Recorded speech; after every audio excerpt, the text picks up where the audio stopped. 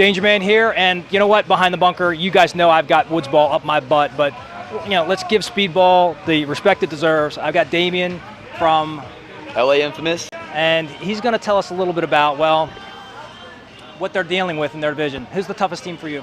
I would say right now the team to beat would be Impact. They won the last PSP event in Chicago at CPX Sports. They've won 3 Millennium events in a row. They've been knocking on the door for the last 2 years of just, always making the top 4, always being there. I think they finally took that next step. When you're about to break, do you look across there and you see them and feel intimidation, or what goes through your head? I don't think any pro player ever feels intimidated. Obviously, you respect certain players and teams.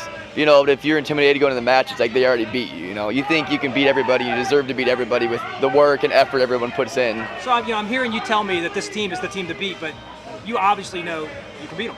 Oh, of course. I mean, we won the first event. Had a little rough spell after that, but you obviously want to go into the season in any match thinking you can beat any team you play. You practice with teams. Do you like win a lot in practice and then find out like when you play a game they go, you know what, we've learned everything about them in practice, let's switch it up and then you find yourself losing in a tournament game? Yeah, well with how the PSP does it, they release the field layout 3 weekends before the tournament. So we'll try to figure out our brackets, who we play, and if they're in our bracket, we won't play them the weekend before the event.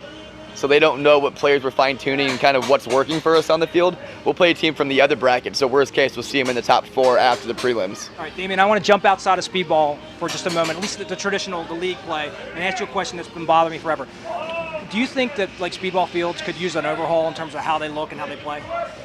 I mean, we see Doritos on one side, we see snakes on the other side, we see the bunkers on the round. I mean, just throw something crazy out there? I I just think it needs...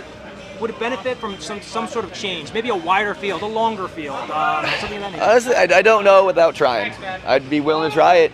Okay. It could be fun, it could be terrible. I think we should... It's just one of those questions that's been boggling my mind. It's something they should try, like in private, and have 2 pro teams that they trust with the input play it for a whole weekend and see it be like, this is absolutely terrible, or this is really great, this is working out, we should probably try this for the next year or something. So the powers that be are watching this, I hope you're listening.